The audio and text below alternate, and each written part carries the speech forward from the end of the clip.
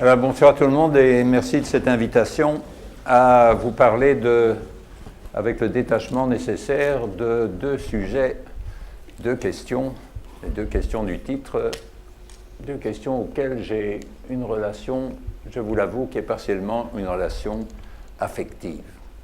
Alors, donc ces deux questions, c'est qu'est-ce qu'une Europe juste et qu'est-ce qu'un Brexit équitable? Alors j'ai une relation particulière à l'Union européenne en tant que jumeau et en tant que voisin. En tant que jumeau parce que l'appel de Schuman de mai 1950 s'est situé à peu près un peu avant le moment où j'ai été conçu. Et le traité de Paris qui a créé la CECA, première composante de ce qui est aujourd'hui l'Union européenne, ce traité de Paris a été conclu au moment où je me préparais à naître. Donc, nous sommes jumeaux et ça crée une relation un peu particulière. Mais en plus, nous sommes voisins. Nous sommes voisins parce que par les hasards de l'histoire, et plus spécifiquement par les hasards de l'alphabet, la capitale de l'Union européenne est venue se nicher dans la ville où je suis né. Je dis les hasards de l'alphabet parce que si Bruxelles est devenue la capitale de l'Union européenne, c'est parce qu'il a été impossible pour les 6 États membres initialement de se choisir une capitale. Et donc, qu'est-ce qu'on a fait? Le premier président de la présidence tournante de la communauté économique européenne, comme ça s'appelait à cette époque, au moment où elle était créée par le traité de Rome, il devait commencer à fonctionner le 1er janvier 1958. Mais le premier pays à devoir assurer la présidence a dû trouver des bureaux pour les premiers fonctionnaires européens qui ne savaient toujours pas où il va aller. Le premier président de la commission de la communauté économique européenne, Walter Hallstein, s'énervait parce que ces fonctionnaires étaient prêts avec leurs valises dans les 6 pays, mais ils ne savaient pas où ils devaient aller. Et donc, c'est le ministre des Affaires étrangères belge de l'époque qui a dû fournir des bureaux provisoires. Et ces bureaux provisoires sont petit à petit devenus des bureaux définitifs parce que, au semestre suivant, c'était la Belgique, parce que Belgique commence par la lettre B, Belgique, Belgique, et donc c'était les premiers à devoir assumer la présidence avant Deutschland et puis France, etc. Mais au moment où c'était le tour de Deutschland, on voyait qu'il n'y avait toujours pas de décision, mais toujours un blocage, en particulier parce qu'à ce moment-là, il y a un certain Charles de Gaulle qui est devenu président d'un des 6 États membres, et pour lui, il était aussi évident que la capitale de la petite Europe, comme on l'appelait à ce moment-là, devait se situer dans la seule grande, véritable ville de l'Europe des 6, qu'il était évident pour les 5 autres pays que ça ne devait absolument pas être le cas. Et donc, c'est comme ça que, petit à petit, laborieusement, sans décision explicite, ma ville natale est devenue, pour le meilleur et pour le pire, la capitale de l'Union européenne.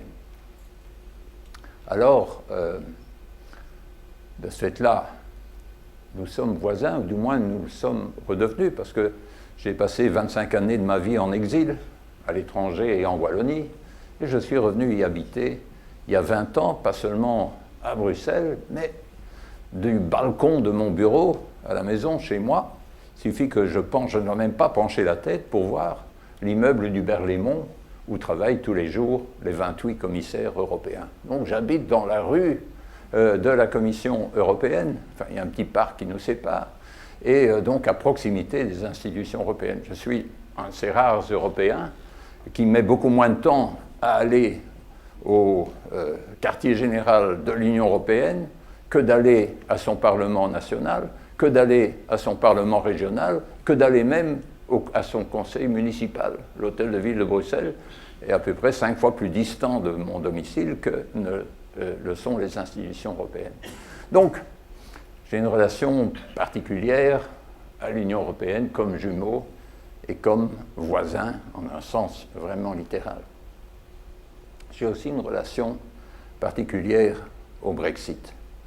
Parce que juste après que j'ai terminé mes études de second cycle à Louvain, j'ai traversé la Manche en réfugié intellectuel.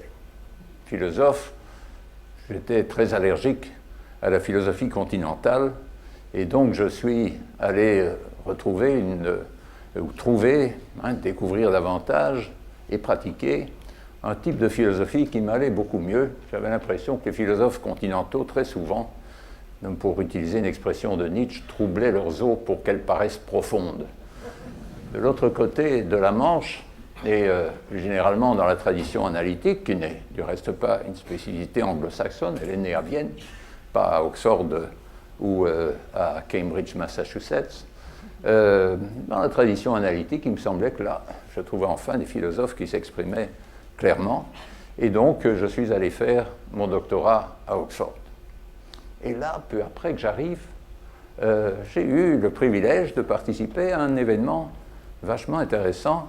C'était un référendum sur la question de savoir si le Royaume-Uni devait quitter la communauté économique européenne, organisé par le gouvernement Wilson à l'époque. Donc le gouvernement Heath, conservateur qui l'avait précédé, avait décidé de l'adhésion du Royaume-Uni à la communauté économique européenne, et maintenant les Britanniques étaient amenés à se prononcer sur la question. J'ai gardé de cette époque quelques souvenirs, par exemple cette petite affichette que j'étais supposé afficher sur ma fenêtre, mais que je n'ai jamais affichée à ma fenêtre, qui dit « Common Market, vote no », avec un excellent argumentaire au verso. Qui d'entre vous comprend l'anglais? Ceux-là lèvent la main. Bon. Avec l'accent belge. Hein? Alors, bon, avec l'accent belge, c'est plus facile, c'est pas plus difficile. Hein? Donc, bon.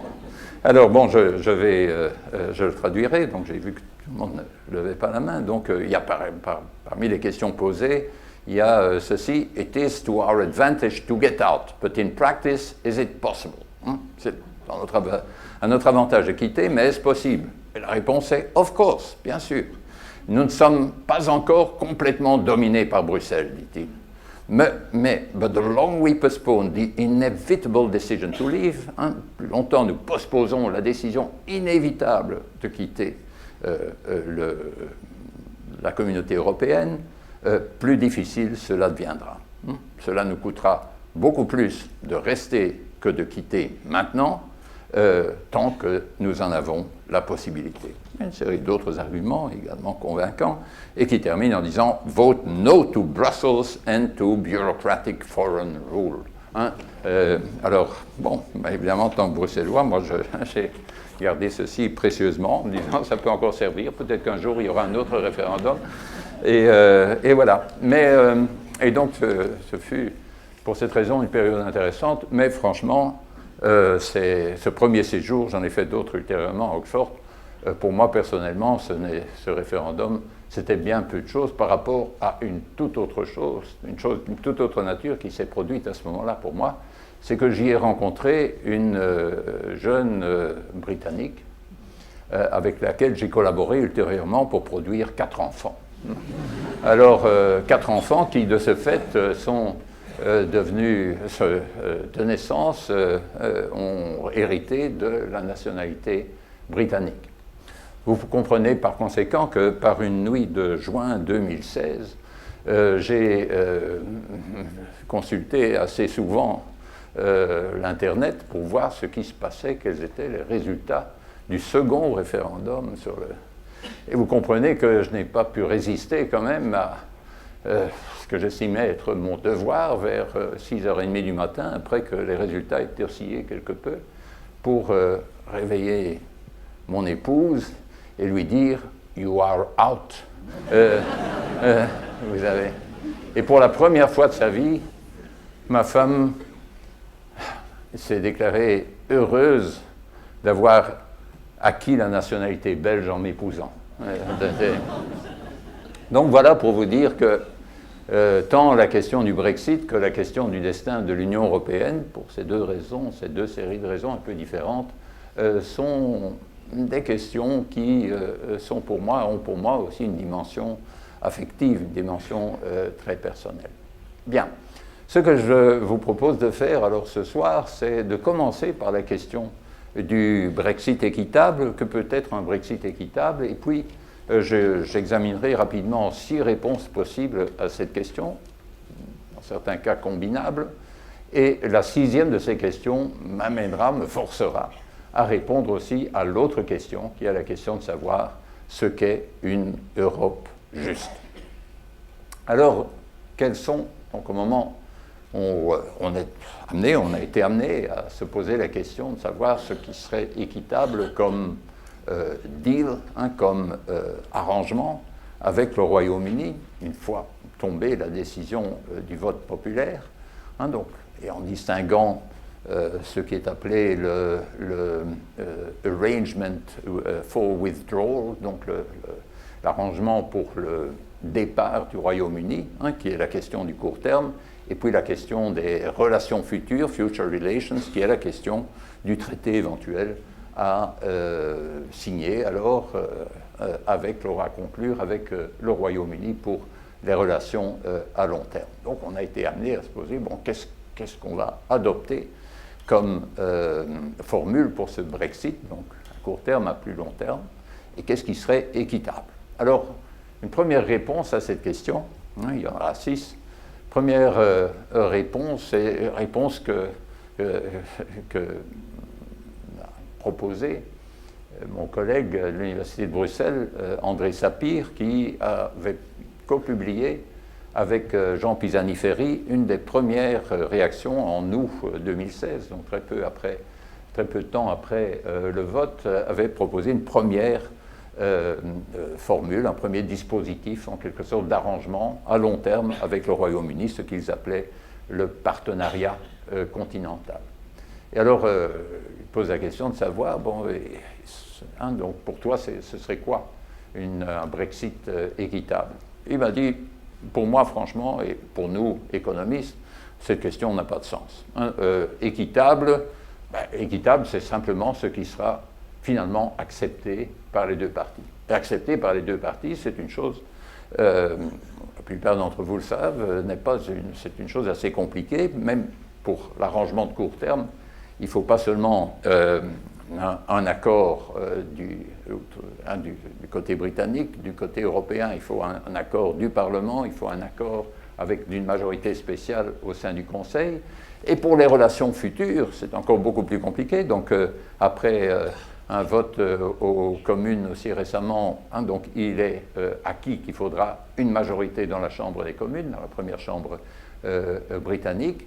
Mais en plus, maintenant, des voix s'élèvent très différentes depuis Tony Blair jusqu'à Farage, donc depuis les UKIP, l'extrême droite pro-Brexit, jusqu'à Tony Blair, qui était le plus Remain de tous les Britanniques, ou l'un d'eux en tout cas, des voix s'élèvent pour dire qu'il faudra un second référendum. Parce que le premier référendum, c'était sur une question beaucoup trop vague, parce qu'on ne connaissait pas les termes du Brexit. Donc, du côté britannique, pour les relations futures, il faudra certainement de nouveau un vote dans la Chambre des communes, mais en plus, il faudra peut-être bien un second référendum. Et du côté européen, c'est encore plus compliqué, parce que là-bas, il ne faudra pas seulement un accord du Parlement, mais il faudra une ratification, comme pour le traité CETA avec le Canada, une ratification par chacun des États membres, y compris dans certains cas, comme dans le cas de la Belgique, où certaines compétences pertinentes sont décentralisées au niveau des régions, comme ça s'est passé pour le CETA. Chacune des régions de Belgique devra donner son accord au deal, à ce qui aura été concocté par les négociateurs. Et donc, première réponse consiste à dire, impossible de dire ce qui serait un Brexit équitable, simplement, bon, il y aura finalement quelque chose qui sera accepté par les deux parties, et bon, ce sera ça. Si on peut appeler quelque chose équitable, ce sera ça. Personnellement, je rejette complètement cette première réponse. Je crois qu'il est absolument essentiel d'avoir une idée de ce qu'est un accord équitable, quel que soit le contexte, mais y compris celui-ci, en partie parce que ce qui est équitable, ce qui est considéré comme équitable, va affecter ce qui est acceptable par certaines parties, et donc finalement ce qui sera accepté Parce qu'il y a de nombreux cas, je ne vais pas m'étendre là-dessus, mais ce sera suffisamment évident pour beaucoup d'entre vous, où finalement un accord, ça peut être entre syndicats et patrons par exemple, mais entre partis d'une coalition, dans certains cas un accord est rejeté par une partie qui y perd, qui se trouve dans une pire situation du fait que l'accord est rejeté. Il est rejeté par cette partie parce que cette partie la considère comme étant inéquitable. Elle se dit « je suis traité d'une manière injuste et je préfère encore y perdre que d'accepter ce deal que je considère comme profondément injuste. » Donc, il y a une notion indépendante de ce qui est équitable et qui va affecter ce qui pourra finalement être réalisé. Donc cette position agnostique, en quelque sorte, de mon collègue André Sapir, certainement partagée par d'autres, est quelque chose que je rejette. C'est un sens de se demander qu'est-ce qui est équitable, y compris dans ce cas-ci. Alors il y a une deuxième réponse qui est parfois apportée et qui a certainement là son poids, qui dit équitable, c'est simplement pacta sunt servanda, c'est-à-dire les accords qui ont été conclus dans le passé, il faut les honorer. Les promesses qui ont été faites, il faut les respecter. Et fondamentalement, c'est ce qui a guidé les négociations, avec succès semble-t-il, les négociations pour la première phase, la phase transitoire, où on a dit, bon, il y a d'abord l'acte de divorce en quelque sorte, avant de parler des relations futures, et Michel Barnier et la Commission européenne, l'Union européenne dans son ensemble avaient insisté sur ce point, qu'on règle d'abord cette première question, la première phase avant les autres. Et là, c'est guidé par le principe pacta sunt servanda, c'est-à-dire un certain nombre d'engagements qui ont été pris implicitement ou explicitement, enfin, découlent d'autres choses qu'ils ont codécidées, qui ont été pris par le Royaume-Uni, il s'agit de les honorer. Je ne donne qu'un exemple. Vous avez des fonctionnaires, maintenant même un fonctionnaire qui est engagé maintenant à la Commission européenne. Bon, eh bien, il travaillera encore au moins 1 an pendant que les Britanniques sont membres de l'Union européenne. Pendant cette période, bien sûr, ils sont rémunérés en partie par la contribution du Royaume-Uni, mais ils accumulent aussi des droits à la pension qu'ils pourront faire valoir au moment où ces jeunes fonctionnaires engagés maintenant prendront leur pension dans 30 ans. Et peut-être, vu l'espérance de vie dans 30 ans, peut-être qu'ils resteront pensionnés encore pendant 40 ans après avoir pris la pension. Pour ces droits de pension qui sont accumulés pendant que le Royaume-Uni est membre de l'Union européenne, le Royaume-Uni devra continuer à payer pour ces pensions, que ce soit des fonctionnaires britanniques ou lettons ou portugais, peu importe. C'est simplement, collectivement, l'ensemble des membres de l'Union européenne prennent des engagements implicites à l'égard du paiement de ces pensions, qui ne sont pas à travers un fonds, c'est le budget courant de l'Union européenne qui paye pour ces pensions, aussi longtemps que ces fonctionnaires qui ont travaillé pendant que l'Union européenne incluait le Royaume-Uni, aussi longtemps que ces personnes auront droit à une pension, le Royaume-Uni devra continuer à payer. Alors, tout ça a été pris en compte dans le deal, dans l'accord qui a été, semble-t-il, fait. Donc, je présume que ça doit encore être ratifié par différentes instances, mais donc, il y a une espèce de paquet sur lequel il y a un accord avec des possibilités de paiement différés pour que tout ne soit pas, on ne demande pas au Royaume-Uni de payer les 60, la somme qui a été estimée de manière immédiate donc ça peut être réparti sur plusieurs années. Donc ça c'est la seconde réponse, pacta sunt servanda, ça a du sens. Ça a été en fait, ça a été l'idée directrice pendant la première phase des négociations, celle qui semble maintenant achevée. Je suis sûr qu'au niveau au moment de la mise en œuvre, il y aura pas mal de contentieux, mais mais ça ne concerne pas les relations futures. La question de savoir comment les relations futures, au-delà du divorce immédiat, devront être réglées. Alors, pour ces relations futures, il y a une troisième réponse à la question qui vaut la peine d'être prise en considération et qui a été évoquée dans le débat européen au moment du début des négociations du Brexit. Je ne sais pas si certains y pensent encore aujourd'hui. Et ce troisième principe, si vous voulez, c'est qui casse, paye. Qui casse, paye. Alors, qui a cassé ici? C'est assez clair, c'est le Royaume-Uni. Et qu'est-ce que ça veut dire casser, hein? Ben, casser, hein, ça veut dire, ça peut être interprété comme disant réduire le niveau de bien-être, le bien-être matériel de l'autre partie. Hein? Bon. Donc c'est un peu comme si vous avez un divorce, hein, et qu'on dit, bon, c'est le membre le plus riche qui quitte le conjoint le plus pauvre, ben, un critère d'équité pourrait être, bon, vous pouvez quitter si vous voulez, mais il ne faut pas que le membre le plus pauvre du divorce en pâtisse sur le plan matériel. Donc il faut qu'il y ait une pension alimentaire qui compense ce départ. Il ne faut pas que le conjoint qu'on a abandonné devienne aussi riche que le conjoint qui part, mais il faut que ce conjoint ne devienne pas plus pauvre qu'il n'aurait été, qu'il ou elle n'aurait été, en général elle, s'il n'y avait pas eu divorce. Donc c'est une interprétation peut-être contestable, mais en tout cas pas dépourvue de plausibilité. Alors bon, j'ai dit le conjoint le plus riche, etc., mais bon, est-ce que le Royaume-Uni n'est pas le partenaire plus pauvre ici? Non. C'est en termes de revenus par tête, le revenu par tête au Royaume-Uni est d'environ 15% supérieur au revenu par tête dans le reste de l'Union européenne, parce que le Royaume-Uni a peut-être un PIB par tête inférieur à celui de la France, mais le reste de l'Union européenne, c'est aussi la Roumanie, la Bulgarie, etc. Et donc, le revenu moyen au niveau de l'Union européenne 27, sans le Royaume-Uni, il est sensiblement inférieur au Royaume-Uni.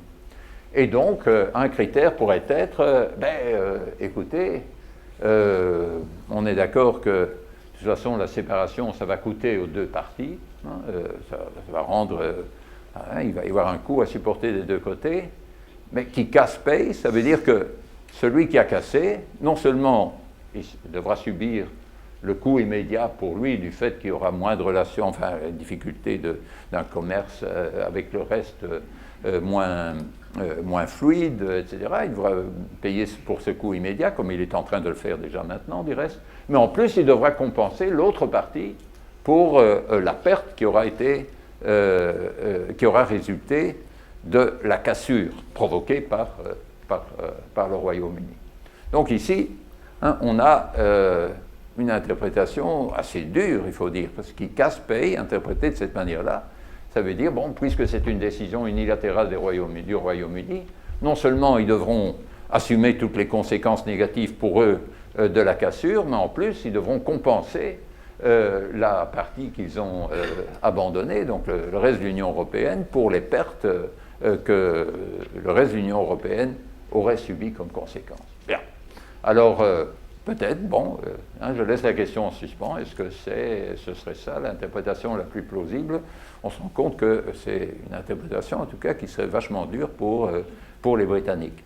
En plus, difficile quand même à opérationnaliser, parce que essayer d'estimer exactement dans l'évolution actuelle du PIB moyen du Royaume-Uni et de l'Union européenne, l'évolution future après la mise en œuvre du Brexit, dire qu'est-ce qui est dû exactement au Brexit, c'est extrêmement difficile. Par exemple, le PIB moyen de l'Union européenne, en tout cas de l'eurozone, est en train d'augmenter assez sensiblement pour l'instant. Et bon, il y a une évolution cyclique.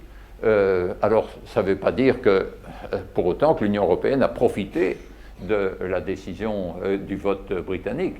C'est simplement, c'est pas parce que le PIB moyen de l'Europe augmente après le vote britannique que la raison pour laquelle il augmente, c'est ce vote Brexit. Donc essayer de dénouer la trame causale pour dire qu'est-ce qui est dû à quoi, franchement, c'est une tâche désespérée.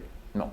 Donc, je crois qu'il n'y a pas tellement c'est pas tellement prometteur non plus cette troisième interprétation de ce que pourrait être un Brexit équitable. Bon. Alors, est-ce qu'il y a d'autres interprétations possibles? Oui, certainement. Donc,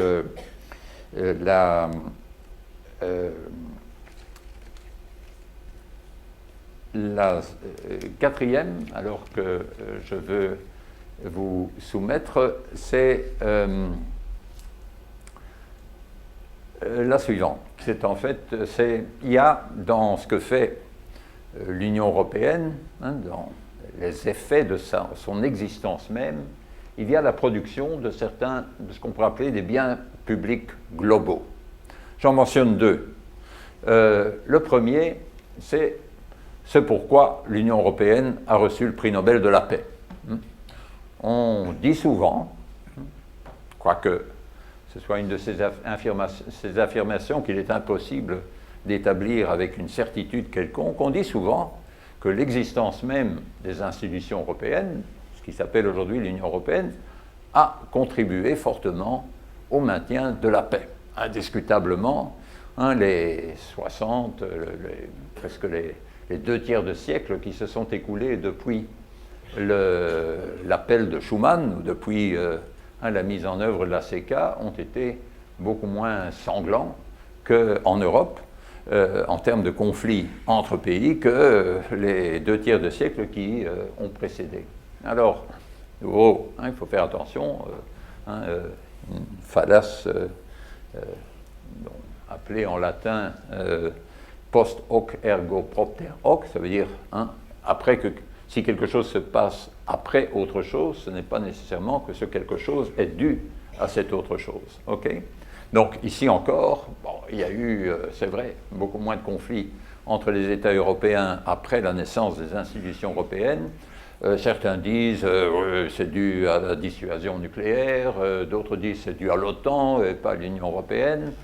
Personnellement, ma conviction, et c'est aussi la conviction du comité Nobel, que l'existence même des institutions européennes et de ce qu'elles ont rendu possible en termes de contacts pacifiques à travers les frontières nationales, à commencer par les frontières entre l'Allemagne et la France, ça a quelque chose à voir avec le maintien de la paix, avec le fait qu'il ne faut pas constamment consacrer une part importante du PIB de chaque pays à se préparer contre une invasion éventuelle des voisins. Il y a une espèce de contribution, à mes yeux, indiscutable des institutions européennes à ce qu'on pourrait appeler l'autodomestication de l'Allemagne.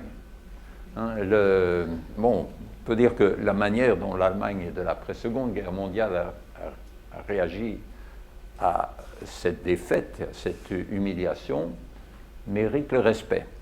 Mérite le respect par rapport à ce qui a eu lieu, bien sûr, après la Première Guerre mondiale, et en partie en raison de la manière beaucoup moins intelligente dont les Alliés ont réagi à la défaite de l'Allemagne après la Première Guerre mondiale comparée à la Seconde. Mais une de ces réactions, ça n'a pas été seulement le plan Marshall, ça a été la CECA, et je trouve un moment très émouvant et très important pour l'histoire de l'Europe.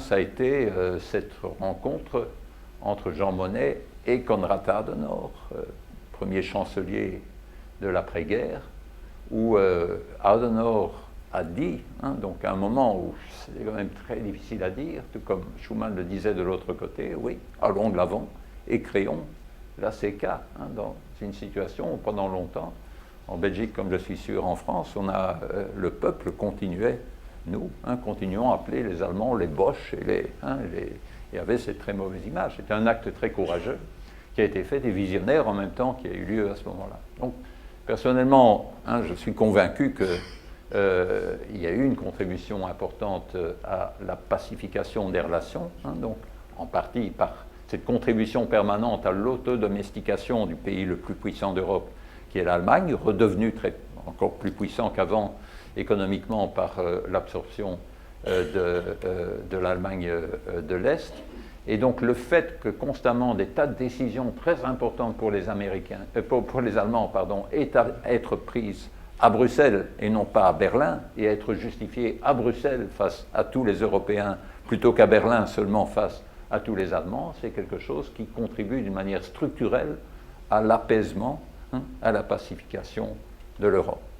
Mais établir cela d'une manière certaine, c'est impossible. On ne peut pas faire une espèce de randomized experiment, comme donc essayer, voir une Europe avec les institutions européennes et puis laisser fonctionner une Europe sans les institutions européennes et puis voir la différence que ça fait dans l'histoire du monde. Et pour la plupart des affirmations causales de nature historique qu'on fait, c'est simplement impossible de faire ça, donc on doit se contenter de conjectures, mais dans ce cas suffisamment plausibles. Donc ça veut dire qu'il y a un bien public produit par l'Union européenne qui profite à tous les membres de l'Union européenne, mais aussi à d'autres. Le Royaume-Uni, de l'après-Brexit, continuera à profiter de cette pacification. Et donc, on pourrait dire, est-ce que, comme pays relativement, État membre relativement riche de l'Union européenne actuelle, il ne devrait pas continuer à contribuer au fonctionnement de l'Union européenne puisqu'il profite de ce bien public-là? C'est une argumentation de portée assez limitée parce qu'évidemment, les Britanniques vont immédiatement dire, mais est-ce que vous ne croyez pas que entre 1940 et 1945, on a fait un peu plus que notre part pour assurer la domestication de l'Allemagne à ce moment-là. Et ça nous a coûté pas mal à ce moment-là, on n'a pas été tout à fait remboursé par les autres membres de l'Union européenne. Donc moi je crois qu'il ne faut pas trop insister sur ce point-là. Il y a un autre bien public global que je donne aussi comme exemple, mais il peut y en avoir d'autres, c'est la contribution à la stabilisation de la démocratie dans le sud de l'Europe et puis dans l'est de l'Europe.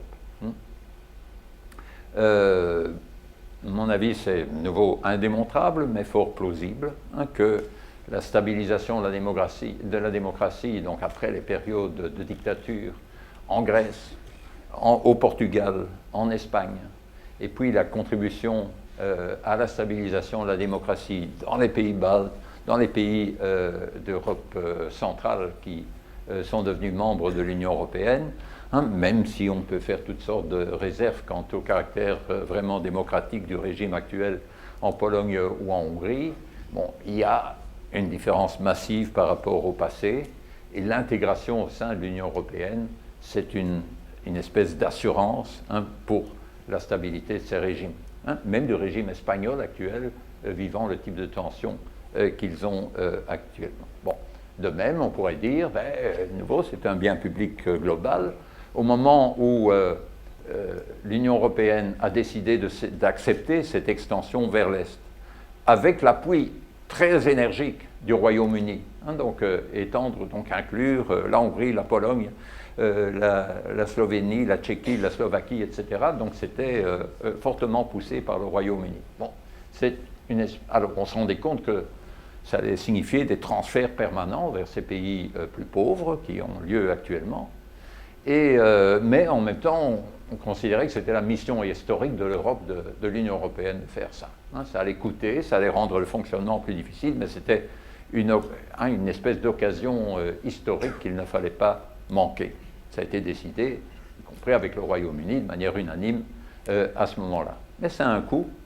Et par exemple, le fait que la Norvège, qui ne fait pas partie de l'Union européenne, contribue chaque année une somme correspondant à un peu plus d'un dixième de pourcent de son PIB, très élevé, au budget de l'Union européenne, ce n'est pas justifié comme étant un espèce de droit d'entrée dans le marché unique, mais c'est justifié comme une contribution à la situation économique des pays plus pauvres de l'Union européenne, donc en particulier ceux qui ont été admis soit suite au dernier élargissement, enfin la dernière série d'élargissements, en particulier la Bulgarie et la Roumanie. Et donc on pourrait dire que le Royaume-Uni, une fois qu'il aurait quitté l'Union européenne, devrait être redevable au même titre que la Norvège d'une contribution pour ce qu'on pourrait interpréter comme la stabilisation des démocraties dans les pays où la démocratie n'est pas aussi stabilisée que dans les pays d'Europe occidentale. Donc, ça c'est ma quatrième interprétation de ce que pourrait être un Brexit équitable, en disant, qui est éventuellement combinable avec les autres interprétations que j'ai données, et qui dit, ce que signifie l'équité, c'est contribuer à la production de ces biens publics en proportion du bénéfice qu'on en retire. Et donc, si tous les pays de l'Union européenne y contribuent, à juste titre parce qu'ils en bénéficient, les pays qui ne font pas partie de l'Union européenne et qui en bénéficient aussi, comme la Norvège, doivent participer au financement de ces biens publics. Bon, alors, en fait, c'est pour ça que je regardais mon papier, en fait, j'ai sauté une interprétation de ce que pourrait être un Brexit équitable que j'aurais pu éliminer très rapidement. C'est que certains disent aussi que tout ce que l'équité signifie, c'est la symétrie. C'est-à-dire, par exemple, si on dit les Européens, donc les citoyens de l'Union européenne ne peuvent plus s'installer librement au Royaume-Uni, ben, alors, en toute équité, les citoyens britanniques qui viennent s'installer en Union européenne ne peuvent plus le faire librement comme ils le faisaient dans le passé. Hein, donc, ça serait une manière de dire ce qui est équitable, c'est simplement ça, c'est la symétrie. On voit rapidement les limites de ce genre d'interprétation, parce qu'on pourrait dire, par exemple, désormais, le whisky est exempté de droits de douane. Hein. Le whisky exporté à partir du Royaume-Uni, comme le whisky exporté à partir de l'Italie. Okay. Produit en Italie, et bon. Par contre, il y a des droits de douane sur le vin. Hein. Le vin exporté d'Italie ou de France, de même que le vin exporté à partir du Royaume-Uni.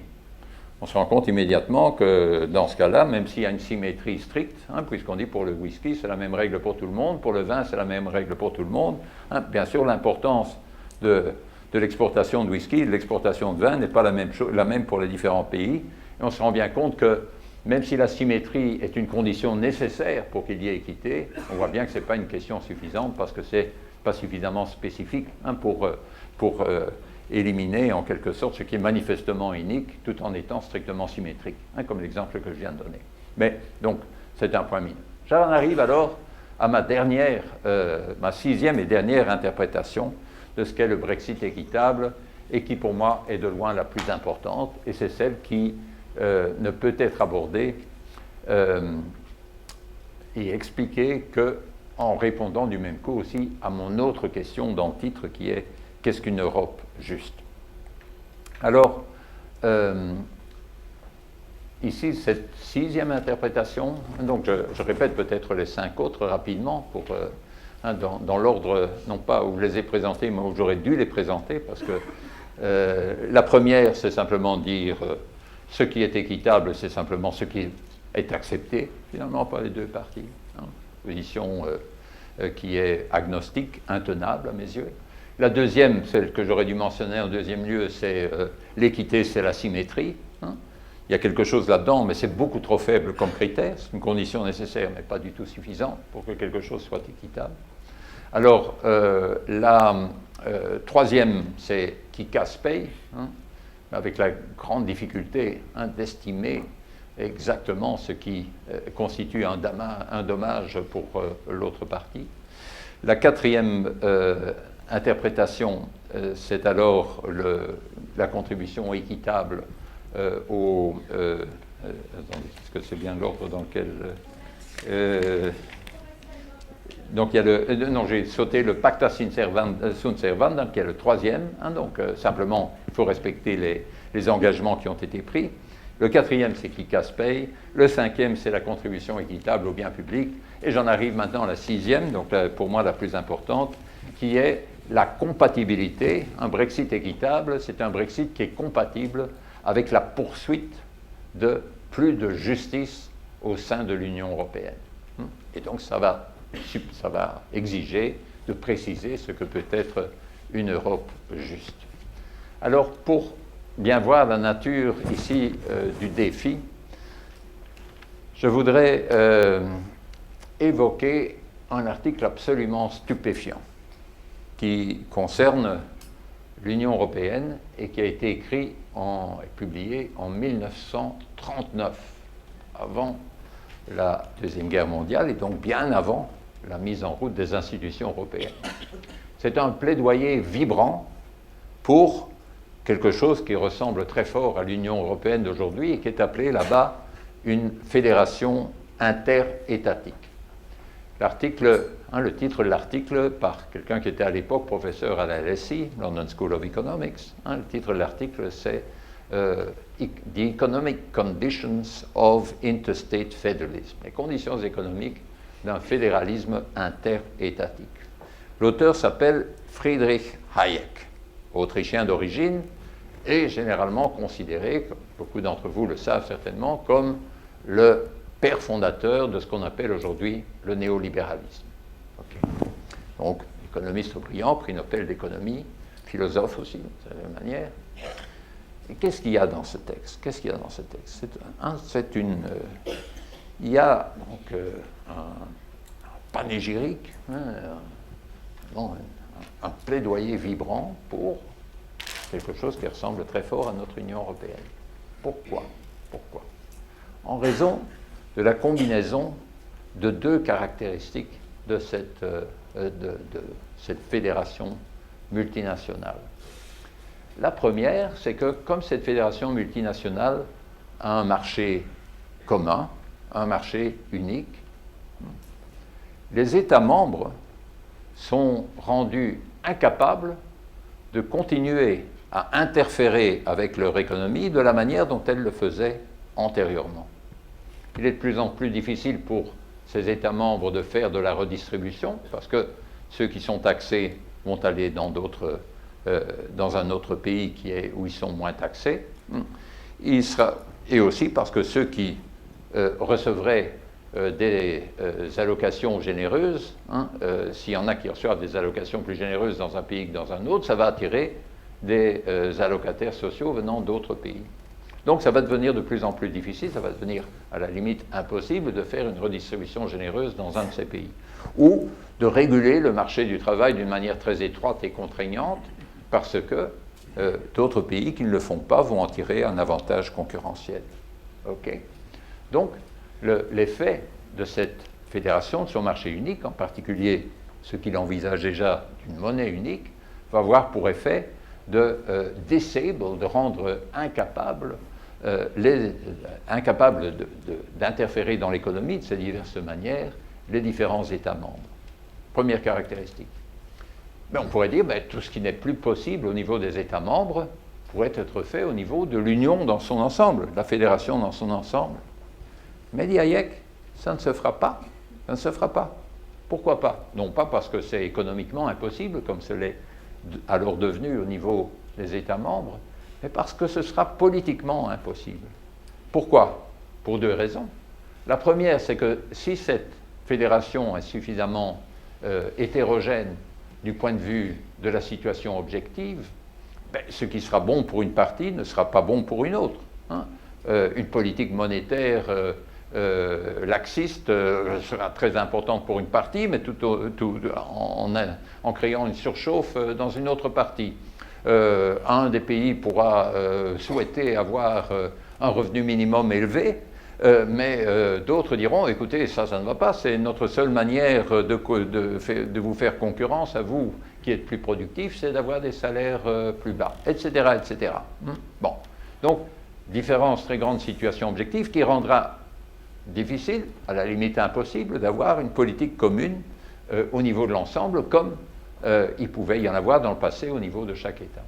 Et la deuxième raison, non moins importante, c'est que au niveau de cet ensemble multinational, on ne peut pas compter sur une forte identité commune. On ne pourra pas dire, l'exemple que Hayek donne, c'est dire, on ne pourra pas dire au clerk, à l'employé de la City de Londres qu'il doit payer plus pour son vélo en vue de venir en aide aux travailleurs belges. Bon. Et il dit, dans le cadre d'un État national, on peut dire, pour nous tous Français, c'est important d'être solidaire avec les mineurs qui sont en passe de perdre leur emploi, etc. Mais dans une entité multinationale, vous ne pouvez pas compter sur cette identité commune en vue d'engendrer ces sentiments de solidarité. Et donc, dit Hayek, c'est magnifique. C'est magnifique parce que pour un vrai libéral comme lui, il n'y a rien de mieux. Donc, il termine l'article en disant que une fédération multinationale ainsi conçue et ce qu'il appelle le projet libéral, ce qu'on appellerait aujourd'hui le néolibéralisme, c'est deux choses qui s'appellent mutuellement. L'une n'est pas possible sans l'autre. Donc, en raison de cette conjonction de deux caractéristiques, c'est-à-dire d'une part, donc dans cette fédération qui a pas mal de caractéristiques vraiment de l'Union européenne aujourd'hui. Hein, les États membres deviennent de plus en plus incapables, en raison de l'immersion dans le marché unique, deviennent de plus en plus ce qu'on appelle les 4 libertés, liberté de mouvement du capital, des services, des biens et des personnes, des travailleurs. Hein, les différents États membres deviennent de plus en plus incapables de faire ce qu'ils faisaient, enfin ce que certains d'entre eux faisaient pas mal du tout dans le passé, redistribuer, réguler leur marché. Et en même temps, au niveau de l'ensemble, ce n'est pas que c'est économiquement impossible, mais c'est politiquement impossible en raison de l'hétérogénéité des situations objectives, d'une part, et de l'absence d'une identité commune, d'autre part.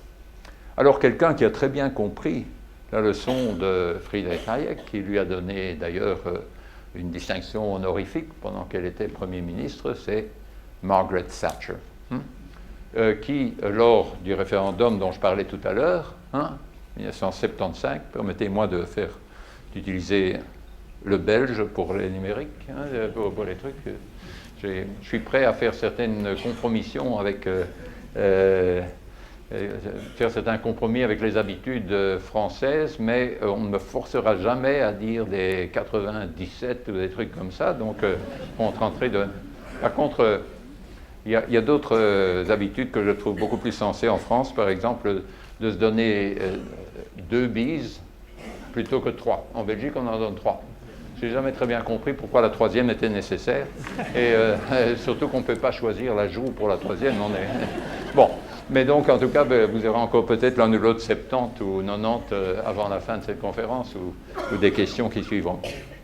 Bien, donc, quelqu'un qui a très bien compris l'affaire, c'était Margaret Thatcher, donc, qui, lors du premier référendum, était une grande partisane du Remain. Donc, elle était pour rester au sein de la communauté économique européenne. Puis plus tard, elle était parmi celles qui ont poussé pour l'acte unique européen, enfin ce qui s'appelle comme tel, qui était l'approfondissement du marché unique. Que la libre circulation devienne une réalité beaucoup plus grande. C'était encore sous la commission Delors. Et puis elle était aussi, en 1989, après la chute du mur de Berlin, le Royaume-Uni, toujours sous sa direction, était d'emblée partisan du grand élargissement. Alors on voit très bien comment tout ça cadre avec le projet de Hayek, qui est de dire un marché unique qui soit vraiment, qui maximise vraiment les possibilités de circulation transnationale, et en même temps une fédération qui soit la plus hétérogène possible. Bon. Et donc, ça s'est effectivement réalisé sous sa houlette, et avec la participation active du Royaume-Uni. Alors, donc j'en viens alors je reviendrai un peu plus tard, dans quelques minutes, à Margaret Thatcher en finale, mais ce que je viens de dire, suppose implicitement une réponse à ma deuxième question, qui est de savoir, mais qu'est-ce qu'une Europe juste? Parce qu'au fond, ce que je viens de dire à propos de Hayek, donc en le présentant avec une certaine admiration pour, franchement, sa lucidité à l'époque, donc je trouve que c'est un penseur vraiment extrêmement intelligent, et qui a bien prédit à ce moment-là ce qui allait se passer, qui correspondait à ses souhaits, mais ne correspond pas à mes souhaits, ni à ma conception de ce qu'est une société juste. Et donc, j'en viens alors, mais très brièvement, en fait, suffisamment pour pouvoir revenir alors très vite au Brexit, à la question de savoir comment définir une Europe juste. Et il y a ici 2 grandes conceptions. Je simplifie un petit peu. Il y en a qui disent, une Union européenne juste, c'est simplement une Union européenne dans laquelle les avantages, les bénéfices de la coopération entre les différents États membres sont répartis de manière équitable entre les États membres. Donc la justice ici, c'est une justice coopérative entre les États membres, en disant l'Union européenne, c'est une entreprise qui est faite dans l'intérêt mutuel des différentes parties, qui va produire un surplus coopératif, c'est-à-dire il va y avoir un surplus de bien-être, ou bien-être matériel, qui n'aurait pas pu être produit s'il n'y avait pas eu cette coopération, cette grande entreprise de coopération qu'est l'Union européenne. Et la justice consiste simplement à répartir ce surplus d'une manière qui soit équitable. Alors, c'est bien sûr pas si facile, il faut se demander, bon, quel aurait été le niveau de bien-être matériel des différents États membres en l'absence des institutions européennes. Il faut essayer d'estimer ça, d'agréger ça. Puis il faut établir un critère de distribution équitable. Qu'est-ce que ça veut dire? Que chacun doit avoir une part, chaque État membre doit avoir une part égale de ce surplus, ou une part proportionnelle à sa population, ou une part proportionnelle à son investissement, comme c'est le cas pour d'autres entreprises coopératives, que chacun investit en travail ou en moyens, et puis reçoit des bénéfices en proportion. Donc ces questions ne sont pas du tout faciles à régler, mais c'est une des interprétations, enfin une interprétation communément défendue, aussi dans le débat académique, pour pouvoir déterminer ce qu'est la justice au niveau de cette entité un peu bizarre qu'est l'Union européenne. Mais ce n'est pas la mienne, et je ne vais pas en dire davantage aujourd'hui. Il y a une deuxième interprétation qui est la mienne et qui est celle que j'utilisais implicitement en indiquant que la voie hayekienne n'est pas la mienne. Cette deuxième interprétation de ce qu'est une société juste, c'est que de ce qu'est une Union européenne juste, simplement qu'une Union européenne juste, ce n'est pas différent de ce que doit être un pays juste, une nation juste. Et ça, c'est quoi? C'est de la justice distributive entre les citoyens. Justice distributive, pas justice coopérative entre les États, mais justice distributive entre les citoyens. De manière un peu plus précise, qu'est-ce que ça veut dire? De manière niveau très elliptique, pour moi, la justice distributive entre les membres d'une société consiste à distribuer les possibilités, pas les résultats, mais les possibilités, les opportunités, ce que j'appelle aussi la liberté réelle, d'une manière équitable. Et d'une manière équitable, c'est pas nécessairement d'une manière égale, mais d'une manière qui maximise, qui rende aussi grande que possible les possibilités qui sont offertes à ceux qui en ont le moins. C'est, dans le jargon un peu plus philosophique, c'est un maximin soutenable de liberté réelle. Maximin, c'est maximisation du minimum. Il s'agit de maximiser de manière durable, pas d'égaliser à tout prix, mais de maximiser, de rendre aussi élevé que possible, aussi vaste que possible, la liberté réelle, les possibilités qui sont offertes à ceux qui en ont le moins. Et donc au niveau de l'Union européenne comme au niveau d'une nation particulière, ça veut dire par exemple que la liberté de mouvement des personnes est très importante. Si on veut égaliser autant que possible, autant qu'il n'est pas contre-productif, les possibilités ouvertes à chacun, l'ouverture des frontières est importante. Mais en même temps, cette ouverture des frontières est une bonne chose si elle n'entrave pas complètement la possibilité de redistribution. Et si cette redistribution n'est plus possible en raison de ce mouvement au niveau national, il faut en créer davantage ou faire davantage pour le permettre au niveau de l'Union dans son ensemble.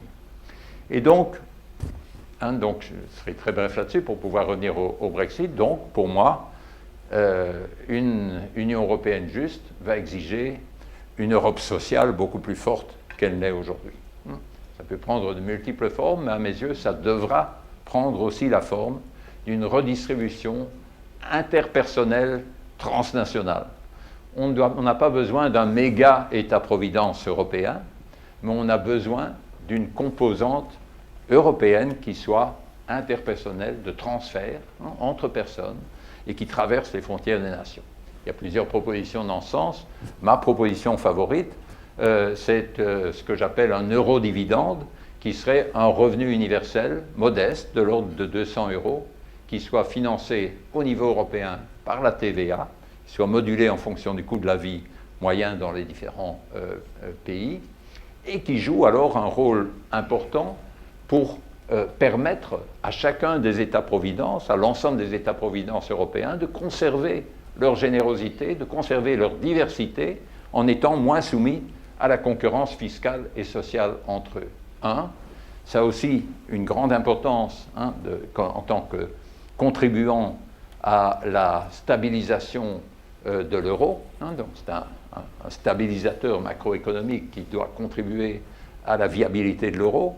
C'est aussi un stabilisateur démographique qui doit contribuer à la survie politique de Schengen, de la libre circulation des personnes.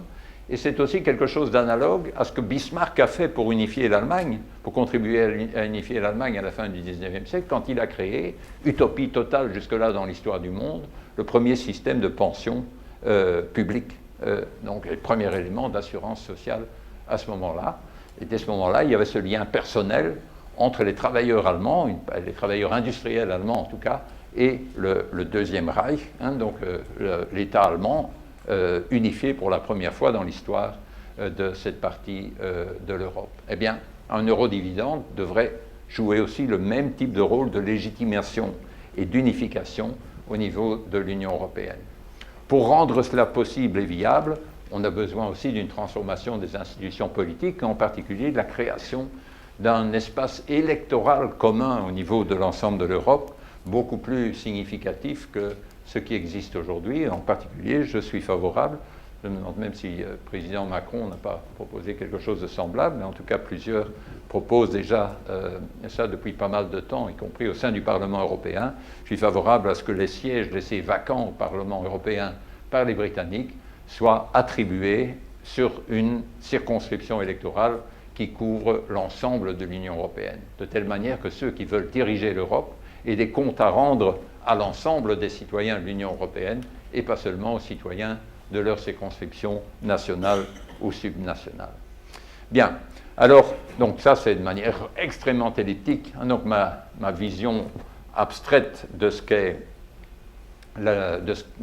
une Europe juste, c'est une Europe qui distribuerait les ressources de manière à accroître autant qu'il est possible la liberté réelle, les possibilités réelles de ceux qui en ont le moins, et de manière un peu plus concrète en termes d'implication institutionnelle, mais du point de vue socio-économique, on a besoin de quelque chose, pas nécessairement ça, mais quelque chose comme cet eurodividende, et puis beaucoup d'autres choses à côté. Je vous donne un titre d'illustration, et on a besoin aussi d'une transformation de nos institutions politiques européennes pour rendre cela faisable.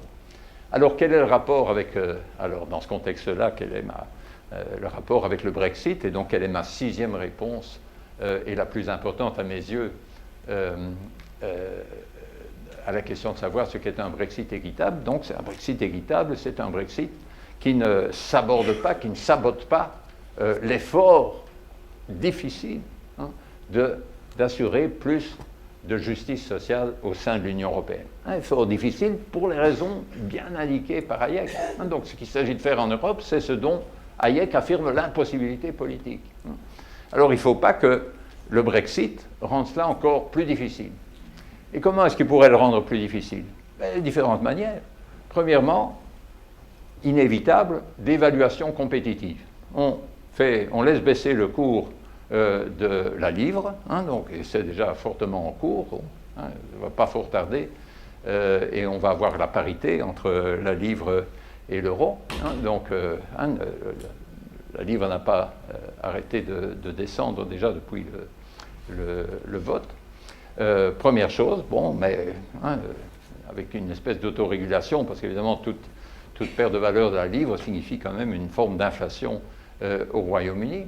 Premier élément. Deuxièmement, c'est déjà en cours et annoncé, menacé, c'est une concurrence fiscale plus dure, c'est-à-dire Royaume-Uni taxe moins les entreprises, taxe moins le travail hautement qualifié, taxe moins l'entrepreneuriat, et de manière à attirer les contribuables les plus juteux sur leur territoire. Deuxième manière importante. Troisième manière, c'est la concurrence sociale, c'est-à-dire rendre les conditions pour les bénéficiaires d'allocations ou d'avantages sociaux, y compris parmi ceux qui sont au travail, il s'agit de les rendre moins attirants, de telle manière que les personnes, en particulier les personnes d'origine étrangère, polonais, etc., qui sont en Angleterre et qui en bénéficient, retournent chez eux plutôt que de rester là. Donc vous avez concurrence fiscale, concurrence sociale. Mais alors l'aspect le plus important et qu'on perd parfois de vue, c'est le brain drain. C'est le vol, si on peut, en tout cas le pompage, la succion de cerveau de l'Union européenne vers le Royaume-Uni, notamment, mais pas seulement, à travers la concurrence fiscale.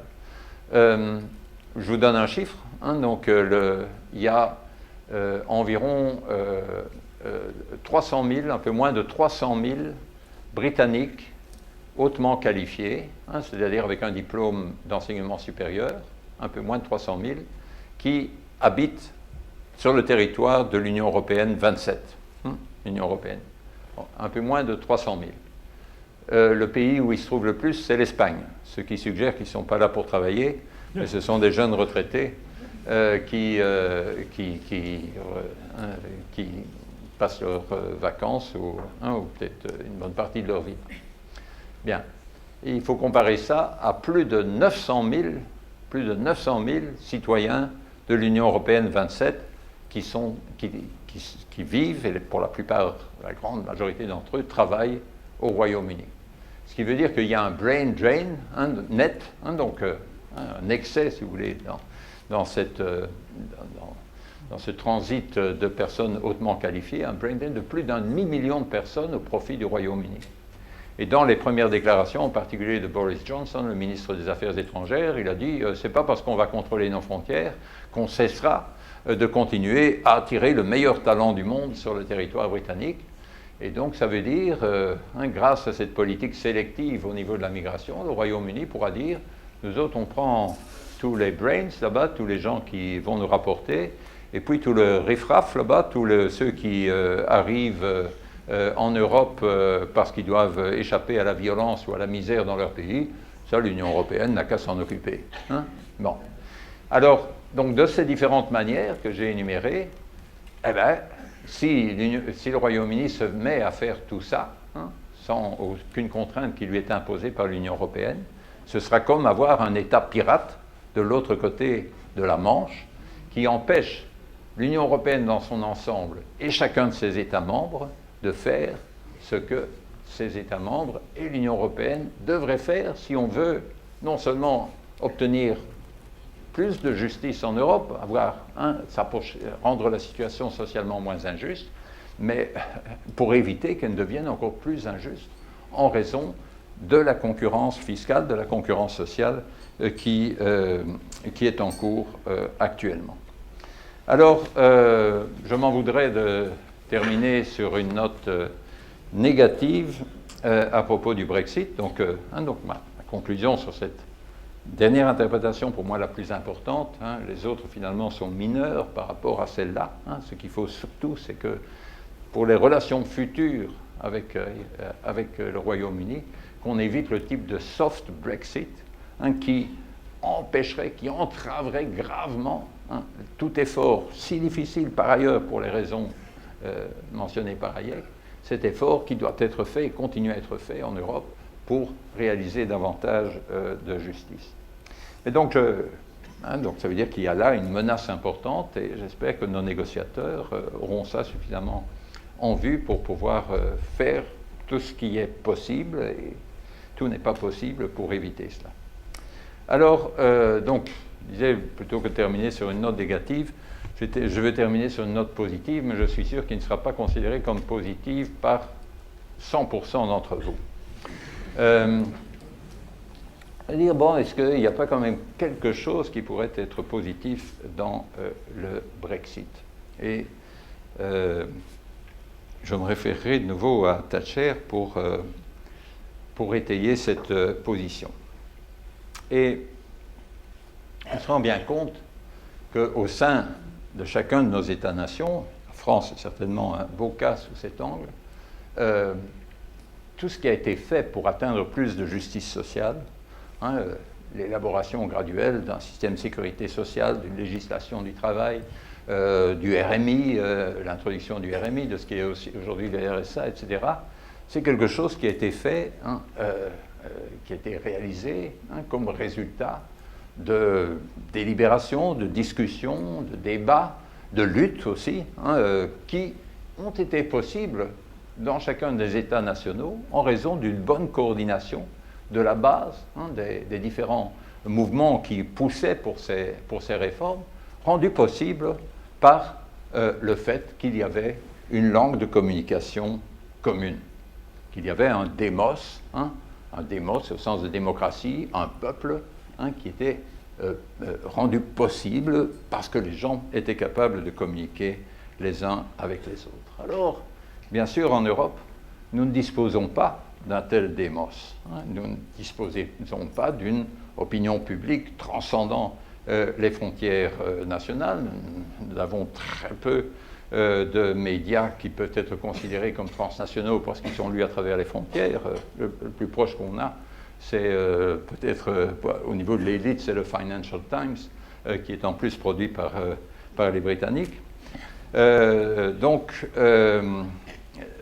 la question est de savoir qu'est-ce qui pourrait faire une différence. Et alors ici, je me permets de renvoyer à un texte de Madame Thatcher, qui a publié un bouquin en 2002 qui s'appelle Statecraft, où elle défend un certain nombre de positions, notamment elle dit de l'Europe à ce moment-là, donc elle aurait certainement voté Leave dans le dernier référendum, en disant que l'Europe était devenue, et le résultat de plan, c'est un projet utopique classique, un monument à la vanité des intellectuels, un programme whose inevitable destiny is failure, un programme dont la destinée inévitable est l'échec.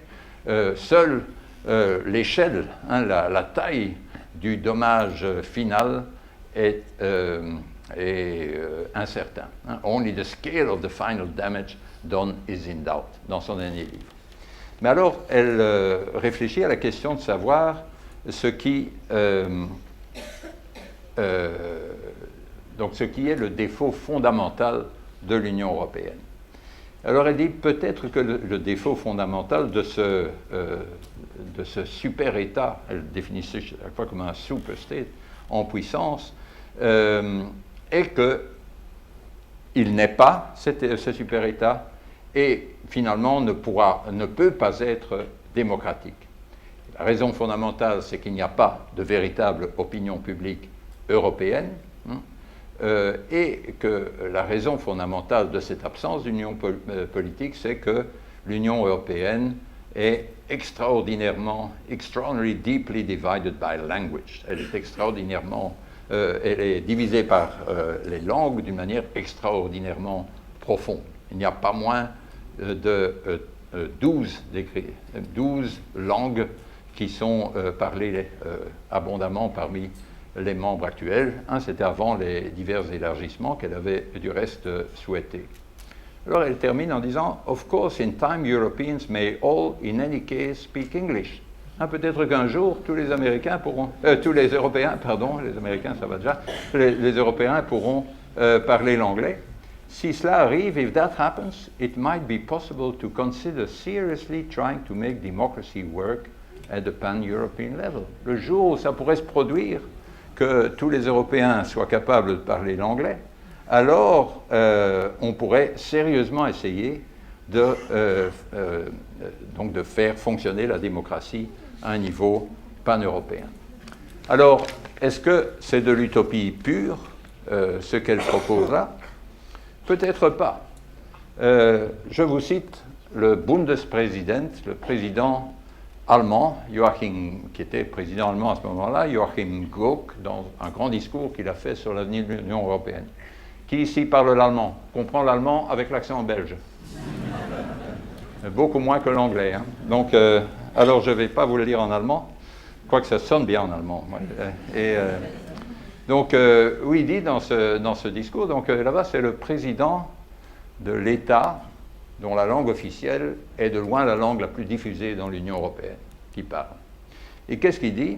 Il dit, oui, c'est vrai, stimmt ja, la jeune génération grandit aujourd'hui en parlant l'anglais comme langue maternelle. Je trouve cependant qu'il ne faut pas laisser l'intégration linguistique au cours des choses. Il dit, je suis convaincu qu'en Europe, les deux choses suivantes peuvent coexister. Alors, une expression intraduisible, die Beheimatung in der eigenen Muttersprache, c'est-à-dire le fait de se sentir à l'aise, Heimat, sentir chez soi, dans sa langue maternelle et dans sa poésie, et en même temps un practicables English, un anglais fonctionnel pour toutes les situations et tous les âges de la vie, für alle Lebenslagen und Lebensalter, avec une langue commune. Mon image, mon souhait, mein Wunschbild pour l'Europe future pourrait se réaliser plus facilement, à savoir une agora européenne, un espace de discussion commun pour la convivence, das Miteinander, pour la convivence démocratique. Alors, ça n'a pas été unanimement approuvé en Allemagne, mais c'est le président du pays dont la langue maternelle est la plus diffusée en Europe qui dit ça. Alors, ma conviction, effectivement, c'est que si l'Europe doit être rendue capable de faire ce qu'elle doit faire, parce que, comme fait Hayek, les États-nations sont devenus incapables de le faire, il est essentiel que nous puissions communiquer d'une manière beaucoup plus facile et à bon marché entre nous, Européens. Que communiquer aisément ne soit pas, à travers les frontières, ne soit pas réservé aux riches, aux puissants, politiquement ou économiquement, mais que ce soit beaucoup plus largement partagé. Alors, cette langue partagée, qui ne doit pas être un substitut aux langues nationales, bien sûr, cette langue partagée, ce sera bien sûr l'anglais. Et ça, par les hasards de l'histoire, là, différent, ce n'est pas une question de lettres de l'alphabet, mais des trucs comme la victoire de Staline à Stalingrad. Bon, si Staline n'avait pas gagné à Stalingrad, la situation linguistique de l'Europe aujourd'hui serait très différente. Donc, ce ne serait pas l'anglais qui prévaudrait aujourd'hui en Allemagne. Mais les hasards de l'histoire, celui-là et bien d'autres, ont fait que la langue qui émerge comme lingua franca mondiale, c'est un espèce de mishmash entre l'allemand et le français. Un mot sur deux est français, un mot sur deux est allemand. Suite à deux invasions qui ont imposé une langue continentale aux Britanniques, la première au 5e siècle où les Angles et les Saxons y ont implanté la composante germanique, et puis le 11e siècle quand les Normands sont allés y greffer la composante française. Donc on a ces deux composantes prononcées de manière un petit peu nonchalante, assez jolie à entendre en musique d'ailleurs, et qui est l'anglais d'aujourd'hui. Et donc, pour moi, il est absolument capital de surmonter les petites frilosités, petites susceptibilités nationales pour prendre à bras-le-corps ce qui est un instrument essentiel de communication entre nous, et en fait une arme absolument essentielle pour permettre à l'Union européenne de faire ce qu'elle a besoin de faire aujourd'hui, parce que les États-nations sont devenus incapables de le faire.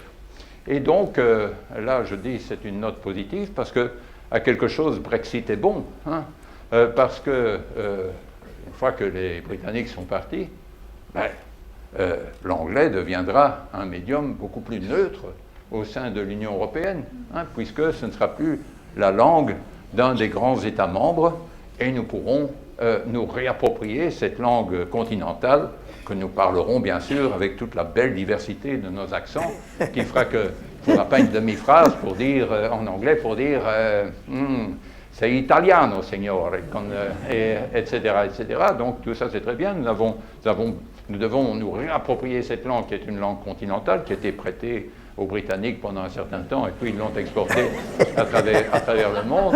Mais on n'a pas besoin d'essayer de la prononcer comme Mrs. May, ou tout comme on n'a pas besoin de boire le thé en soulevant le petit doigt comme les dames anglaises bien élevées le font. Il faut se la réapproprier pour parler d'une manière efficace, pour permettre aux Baltes et aux Estoniens de communiquer avec les Portugais et les Grecs.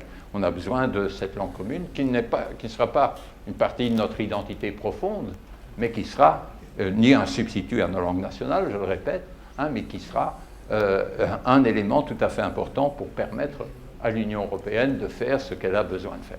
Donc sur cette note positive, mais je l'ai dit d'habitude quand je parle à un auditoire français, n'est pas unanimement considérée comme positive, sur cette note positive, je termine cet exposé. Bravo.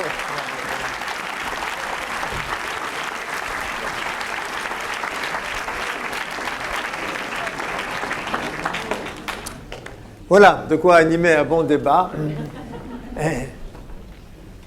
Moi, je veux bien poser la première question. Est-ce que Barnier épouse un peu cette approche de numéro 6 ? Est-ce que lui est en train de pousser et est-ce qu'il est convaincu de l'approche que tu proposes ?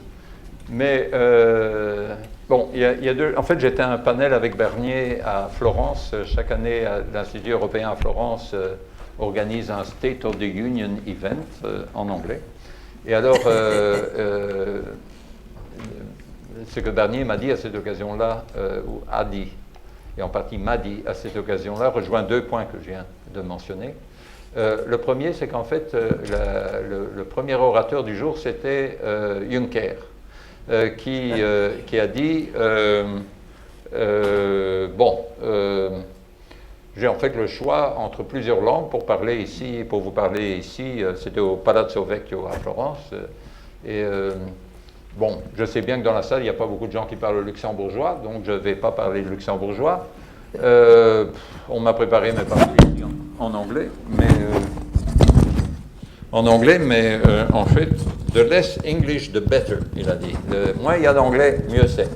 Donc je vais plutôt faire une causerie en français. Il a parlé en français. Barnier parlait juste après lui, le premier à parler dans notre panel, et il a dit il y a des élections dans mon pays dimanche prochain, c'était en mai dernier, mais néanmoins je veux être avant tout compris des Britanniques, et donc je vais parler en anglais. Donc Barnier a parlé en anglais. Alors, sagement, à mes yeux. Et puis, aussi parce que, du coup, dans la salle, il y a plus de gens qui ont compris que quand Juncker a parlé, quoi qu'on soit en Italie. Et puis, mais alors sur l'autre point, donc moi j'étais intervenu après, et j'avais mentionné cette affaire de brain drain asymétrique. Ouais. Et alors, quand je suis venu me rasseoir, Barnier m'a dit, écoute, ces trucs-là, c'est des choses qu'on devrait avoir à l'œil parce que, en tout cas, les Scandinaves voudront avoir une protection suffisante pour leur système de protection sociale. Ils ne voudront pas de cet État pirate de l'autre côté du Channel, de la Manche, qui pourrait contribuer à laminer encore davantage notre système. Mais c'est pas très... Enfin, la forme juridique peut prendre une protection contre ce type de concurrence n'est pas du tout facile à imaginer. Mais la crainte de l'État pirate existe vraiment et de plus en plus. Ouais. Parce que justement à cause du brain drain et d'autres éléments que tu as mentionnés. Ouais. Qui veut me poser d'autres questions? Je ne veux pas monopoliser les privilèges de ma position. Madame, attendez, on va vous amener un outil. On va vous amener un...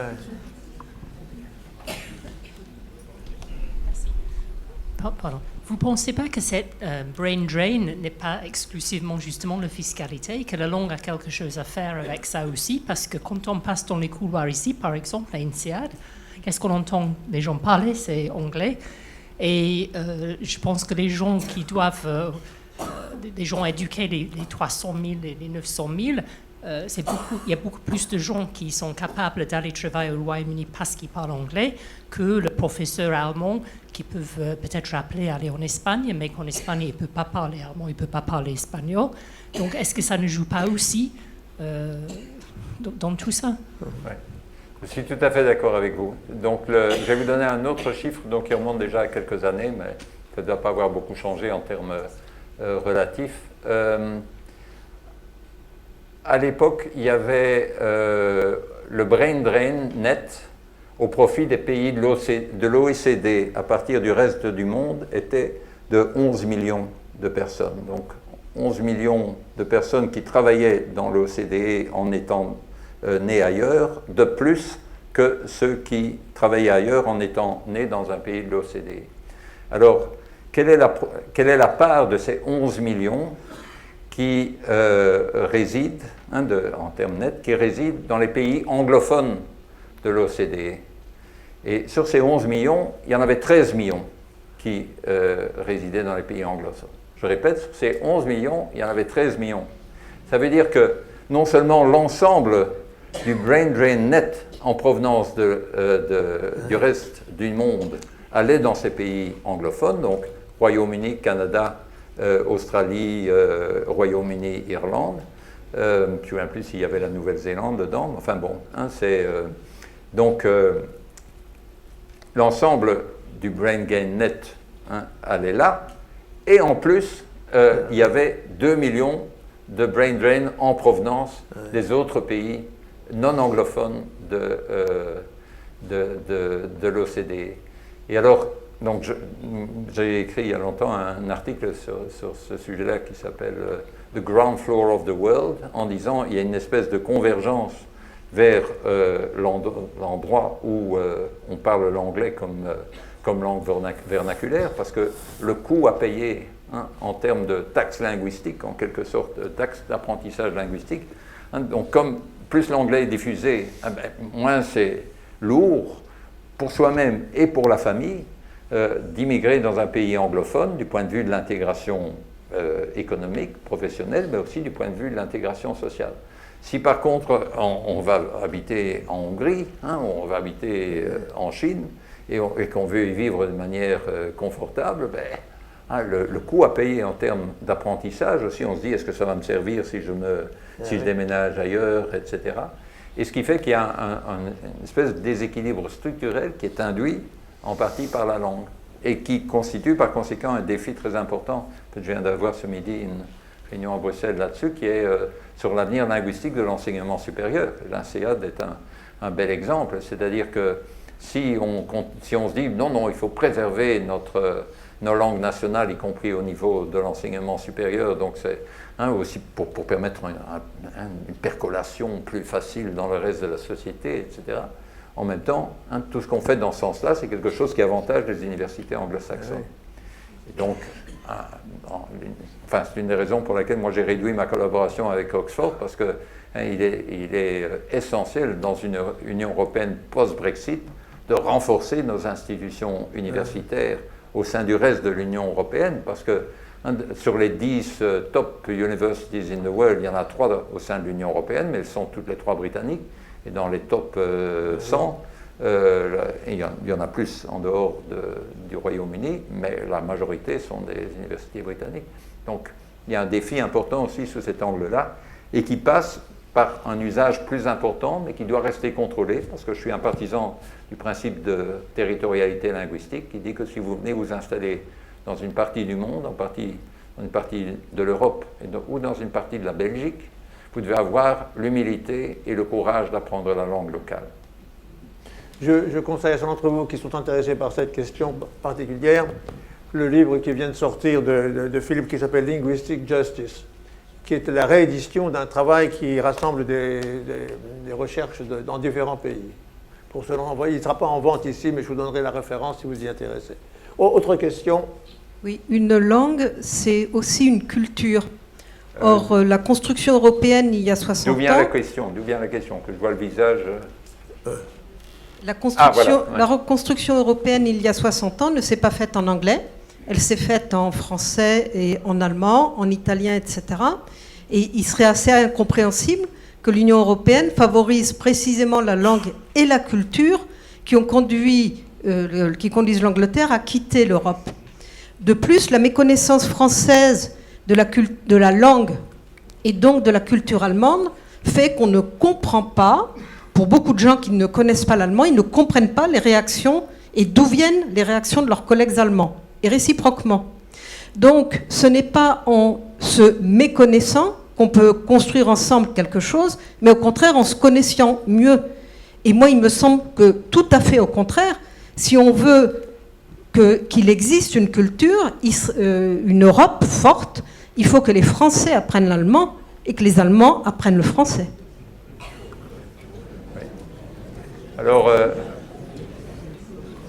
l'Europe ne se réduit pas à la France et à l'Allemagne, même si la France et l'Allemagne ont bien sûr joué un rôle tout à fait crucial dans la naissance et dans la possibilité même de l'Union européenne. Donc le Brexit, pour moi, était une chose très mauvaise. C'est un recul de la civilisation. Parce que pour moi, la civilisation, ça consiste à passer du stade de la violence au stade de la négociation, et puis du stade de la négociation au stade de la délibération. Quand on forme une unité politique commune, on est amené à délibérer ensemble plutôt que de simplement faire du marchandage et de la négociation. Dans le cas des relations entre l'Union européenne et le Royaume-Uni, on a régressé, on est repassé au stade du marchandage. Mais, donc c'est une mauvaise chose, mais c'est bien moins grave que si c'était la France qui était sortie de l'Union européenne, infiniment moins grave, ou que si l'Allemagne était sortie de l'Union européenne. Donc moi, non seulement je trouve que la France et l'Allemagne, et les leaders français et allemands de l'époque ont vraiment fait quelque chose d'extraordinaire pour l'Europe aujourd'hui. Donc, alors, 1. 2, moi je recommande fortement de faire ce que peu d'entre vous ont fait, mais ce que j'ai fait moi-même, c'est d'apprendre l'allemand. Et il fut un temps, mon allemand était bien meilleur que mon anglais. Malheureusement, le fait que mes amis allemands ou autrichiens parlent tellement bien l'anglais que j'ai de moins en moins l'occasion de parler l'allemand et que par conséquent, il se détériore. C'est la langue que je préfère. Le grand problème, c'est que nous n'avons pas que ces deux langues, que ce n'est pas comme s'il y avait une alliance entre l'Allemagne et la France. En fait, en Belgique, comme vous savez peut-être, nous avons aussi deux langues, plus une troisième qui joue un rôle mineur, qui est l'allemand, le français et le néerlandais. Et donc là, on pourrait concevoir que chacun apprend la langue de l'autre. Mais même là, c'est devenu aujourd'hui impossible, et c'est de l'utopie pure, au sens négatif du terme, de croire à cette possibilité, précisément en raison de la concurrence de l'anglais, qui fait que l'anglais est devenu la deuxième langue de chacune des régions, est en passe de devenir la première langue du pays en termes de connaissance. Parce que la connaissance du français en Flandre n'arrête pas de diminuer, et la connaissance du néerlandais en Wallonie est toujours aussi pathétique qu'elle a toujours été. Et donc, alors, comme en Europe, il n'y a pas que la France et l'Allemagne, il y a aussi les Lettons et les Finlandais, les Grecs, etc., etc. Et eux, on ne parviendrait pas à à les convaincre d'apprendre non seulement une des deux langues, mais l'allemand et le français pour pouvoir communiquer par tout le monde. Ils connaissent déjà, pour beaucoup, très bien l'anglais. Ils ont investi là-dedans. Si vous voyez les statistiques, aujourd'hui, il y a plus de 65% de la population européenne qui est capable de parler l'anglais, que l'immense majorité de la population européenne dit que c'est très important pour tout le monde de parler l'anglais. Donc pour moi, il y a un processus irréversible et en plus fortement désirable. Alors je comprends bien que pour les Français, comme pour certains Allemands, mais pour d'autres raisons, soit un peu dur à digérer, parce que c'est vrai que l'Europe s'est construite pas dans ces différentes langues, elle s'est construite en français, c'est-à-dire la lingua franca, dans les couloirs du Berlaymont au bout de ma rue, dans les couloirs, c'était le français, parce que les Allemands et les Italiens, après la Deuxième Guerre mondiale, n'ont pas fort insisté, et les Néerlandais étaient suffisamment polyglottes, les Néerlandais ou les Flamands étaient suffisamment polyglottes pour dire ça va, nous autres, on se débrouille de toute façon dans les autres langues. Donc c'est en français que ça s'est constitué. Puis petit à petit, pour des raisons qu'on pourrait expliquer, ce n'est pas la présence des Britanniques dans l'Union européenne qui a conduit au basculement, parce que la plupart des eurocrates étaient au moins bilingues, et si un Britannique était bilingue, c'était avec le français. Le grand changement est venu avec l'arrivée des Scandinaves et des Autrichiens un peu plus tard, et puis avec le grand élargissement vers l'Est. Et maintenant, je crois qu'il faut se dire, vu de Chine ou d'ailleurs, franchement, l'anglais c'est un dialecte du français. C'est tellement proche du français. Madame.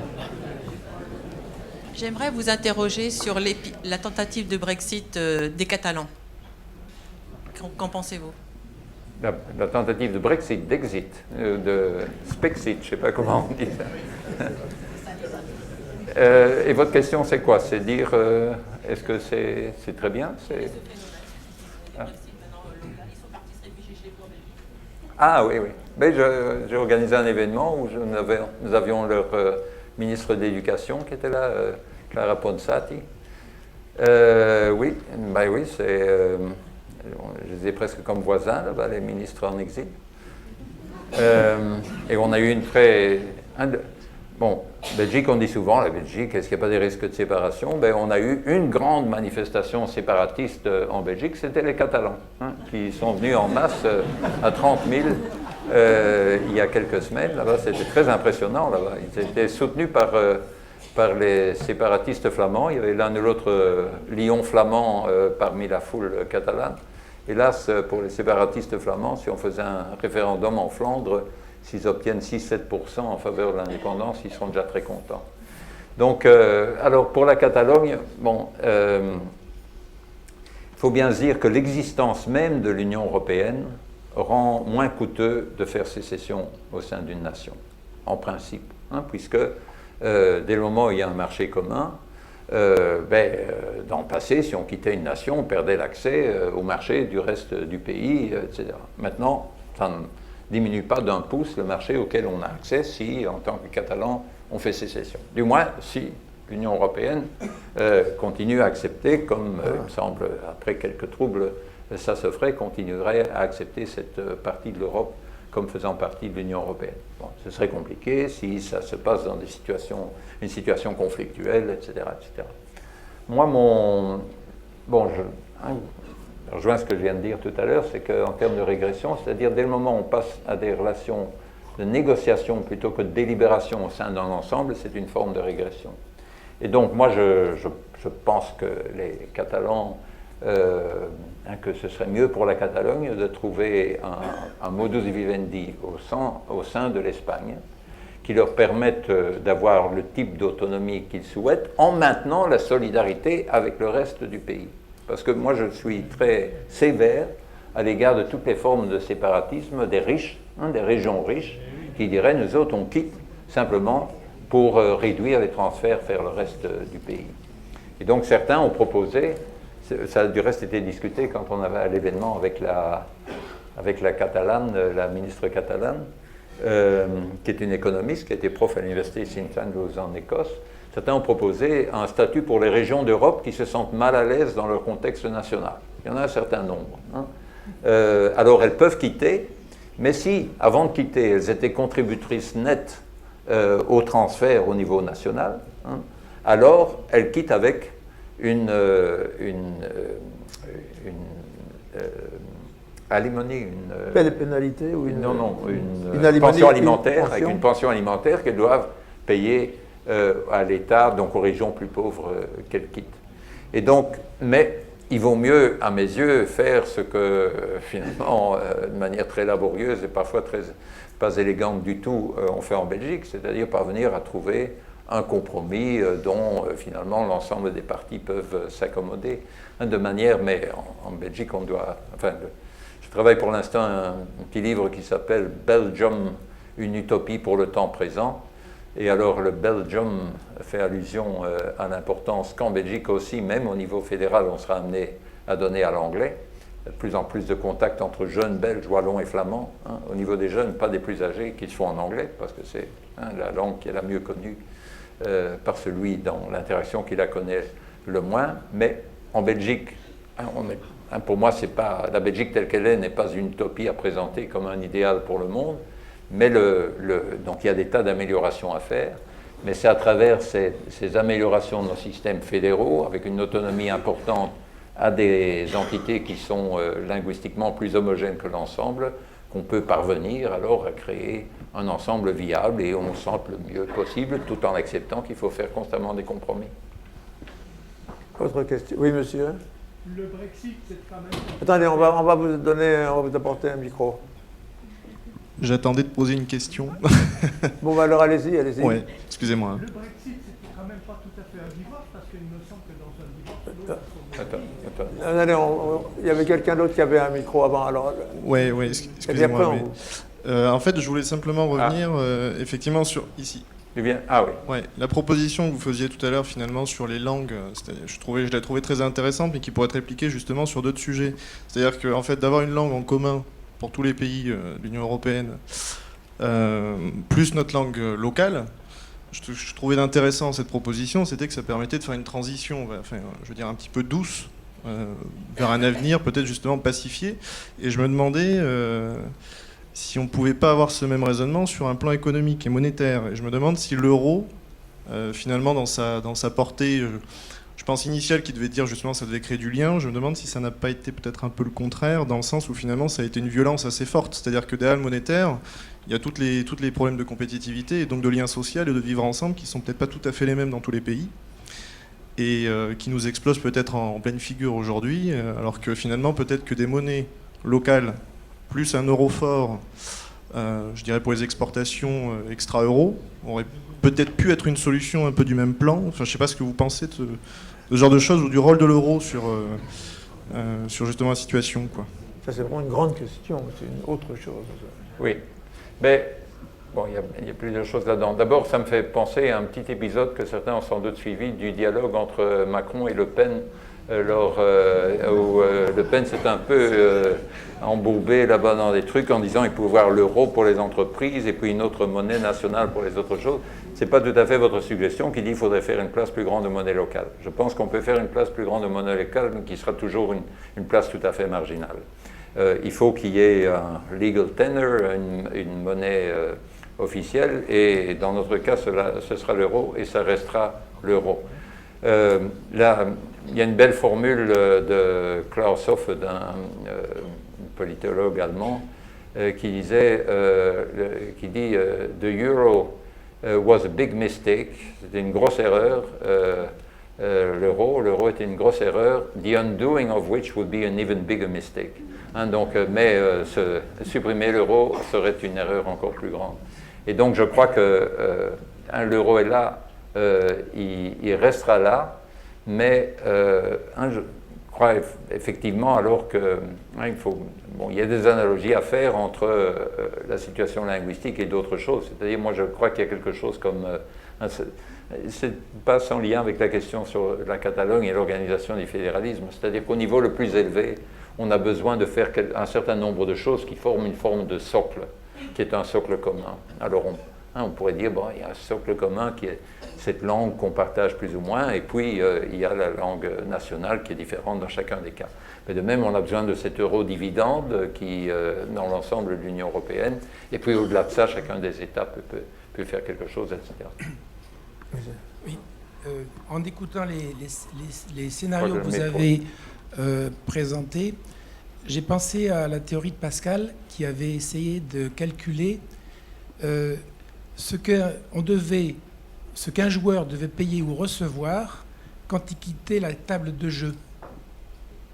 Et il avait trouvé une forme intéressante qui tenait compte du passé, c'est-à-dire si le joueur avait fortement gagné dans la première partie du jeu, il devait donner un peu d'argent aux joueurs qui restaient.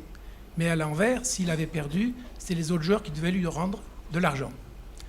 Et donc, je me dis que paradoxalement, si les Anglais décident de quitter la table de jeu, c'est qu'à un moment donné, ils n'ont pas eu their money back, comme disait Thatcher.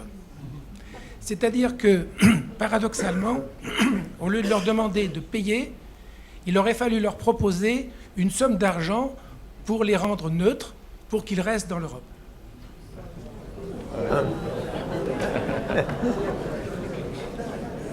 Donc, oui. On prend quelques questions, c'est ça? Bon, on va prendre 2 ou 3 questions, ouais. Parce qu'on ne veut pas prolonger ça trop longtemps. Et il y a plusieurs questions. Oui, allez-y, monsieur. S'il vous plaît. On parle de Brexit et on dit que c'est un divorce. Mais pour moi, dans un divorce, il y a quand même, on tient compte de l'avis de l'autre. Est-ce qu'il est d'accord ou pas d'accord? Ça, c'est dans les bons divorces.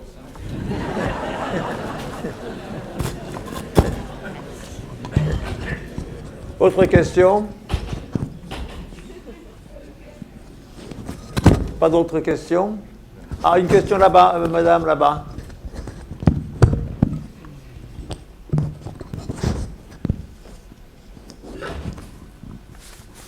Merci. J'aurais juste, moi, avec un point de vue un peu pragmatique, parce que j'ai gère une entreprise en Angleterre, en France, en Roumanie.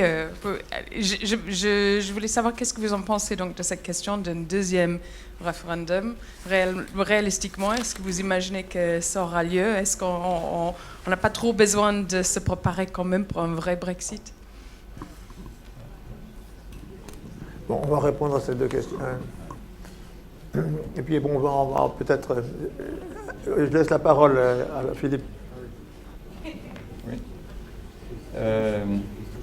Bon, la première question, si je comprends bien, c'est Blaise Pascal qui a... Si j'ai bien compris. Dans les pensées? Dans les calculs sur les jeux. Ah, d'accord. Ok, ça va. Oui, mais donc, votre proposition, c'est pas un Brexit équitable, mais c'est pour empêcher le Brexit en disant on va vous payer autant. Oui. C'est un peu ce qui a été tenté dans les négociations avant. Hein, donc, c'est-à-dire, il y a eu, j'étais à un hearing, une audition au Parlement belge, Parlement fédéral belge, où j'étais à côté au moment des négociations de l'ambassadrice en Belgique et qui expliquait alors les demandes de Cameron. Et Cameron a plus ou moins obtenu ce qu'il avait demandé. Il croyait que ce serait plus que suffisant pour convaincre le peuple britannique de voter comme il souhaitait qu'il vote, comme il l'avait fait du reste lors des deux référendums sur d'autres questions précédentes, puisque le référendum écossais et le référendum sur le changement du système électoral, Cameron avait remporté ce qu'il avait, et donc il croyait qu'il allait le faire ici. Et donc c'est un peu, alors l'Union européenne a dit, bon, on vous fait ces concessions-là, et puis en croyant aussi que ça allait suffire. Problème il y a un gros problème dans la démocratie directe générale, et je crois encore plus aujourd'hui, c'est que quand il y a une question simple comme celle-là qui est posée à l'électorat, la question à laquelle répondent véritablement les électeurs, les votants, est très différente. Il y a beaucoup de questions. Il y en a qui ont voté Leave parce qu'ils n'aimaient pas Cameron.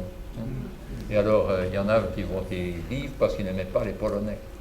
Il y en a qui ont voté Leave parce qu'ils croyaient qu'immédiatement, il allait y avoir, comme promis par les pro-Brexiteers, beaucoup plus d'argent pour le National Health Service, pour le système de santé.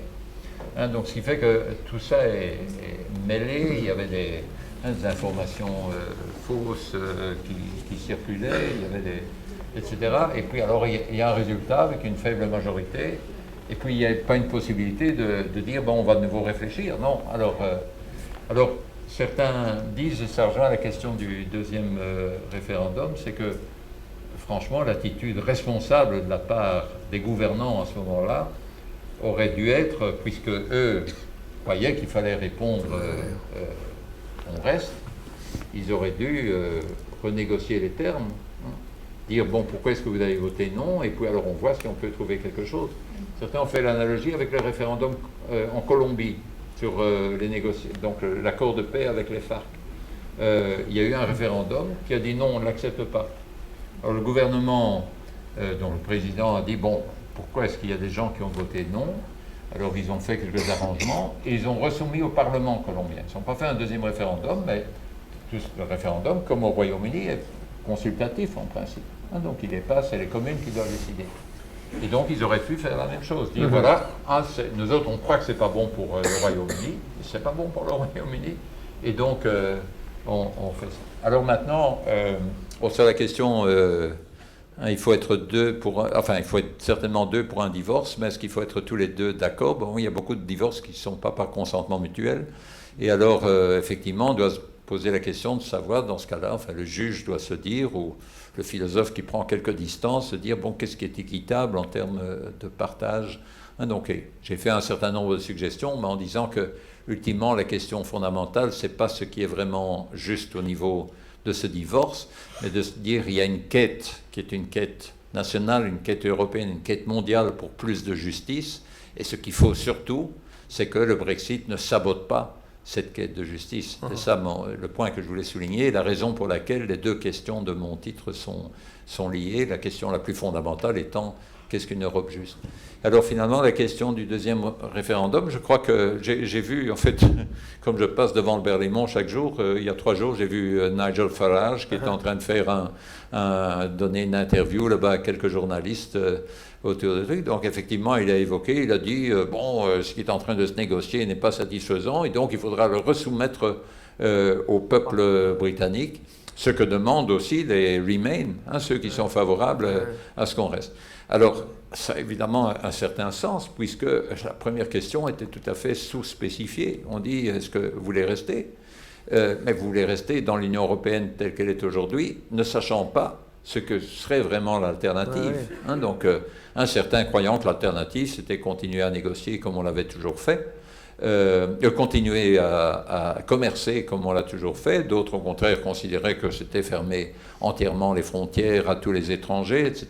Et donc, ce n'était pas clair du tout ce que serait sinon getting our country back. Donc, ça aurait un sens de faire un deuxième référendum. Ce qui aura certainement lieu, ce qui se passera certainement, c'est un passage avec un débat très sérieux et pas du tout joué d'avance à la Chambre des communes, qui est ou non un référendum, et à ce moment-là, quel que soit le deal, qu'il soit plus ou moins soft, plus ou moins hard, ce n'est pas dit du tout que ce qui sera obtenu obtiendra une majorité, et ce sera encore moins dit qu'il y aura quelque chose qui pourra obtenir une majorité à la Chambre des communes, et en même temps pouvoir être ratifié par l'ensemble des pays européens, l'ensemble des États membres de l'Union européenne. Donc c'est un truc qui n'est pas joué d'avance, et qui risque fort de ne pas être joué avant les prochaines élections européennes. Alors je ne sais pas très bien, est-ce qu'il va y avoir des élections au Parlement européen, au Royaume-Uni, si le deal n'est pas fait à ce moment-là? Donc il y a vraiment un compteur à rebours qui est en route maintenant et qui n'est pas facile à jouer. Il y a en tout cas une personne au monde que je ne souhaiterais pas être aujourd'hui, et c'est Madame May. Bon, merci beaucoup. On va rester là.